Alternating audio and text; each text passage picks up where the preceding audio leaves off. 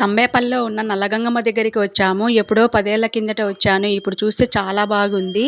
చాలా ప్రసిద్ధి ప్రాంతాల నుంచి కూడా ఇక్కడికి రావడం, అదేవిధంగా నల్లగంగమ్మ దేవాలయము, దేవరాయి అనేది చాలా ప్రత్యేకమైంది. ఎందుకంటే అనారోగ్యంగా ఎవరు వచ్చినా కూడా ఈ రాయి పొల్లడంతో ఆరోగ్యం చక్కబడుతుందని అది నమ్మి దూర ప్రాంతాలు కూడా ఇక్కడ భక్తులు రావడం జరుగుతుంది.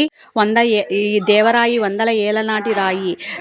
ఒక రాయి. ఈ రాయి పైన ఎవరైనా ఇటు 3 సార్లు అటు 3 సార్లు పొల్లినట్లయితే వాళ్ళు అనారోగ్య సమస్యలు కూడా చాలా మెరుగుపడతాయి. అదేవిధంగా గాలి సంబంధించిన వ్యక్తులు ఎవరైనా వస్తే దీనిపైన పొల్లడం వల్ల ఆరోగ్యంగా మెరుగుపడుతుంది. దేవరాయి పైన క్లియర్గా శిలాశాసనాలు అనేది మనకు అర్థం కావు. ఆలోచించిన అసలు ఏమి అనేది కూడా మనకు తెలియదు. ఎందుకంటే ఇది దేవరాయి రహస్యాలు ఉండొచ్చు, అంతు చిక్కని రహస్యాలు. పవర్ ఉంటుంది ఇక్కడ. దేవరాయి నల్లగంగమ్మ గుడికి వేలల్లో వస్తూ ఉంటారు భక్తులు కూడా నమ్మి. అదే కాకుండా ఇక్కడ చాందినీ బండ్లు, తిరణాలు కూడా చాలా అంగరంగ వైభవంగా కూడా చేస్తారు.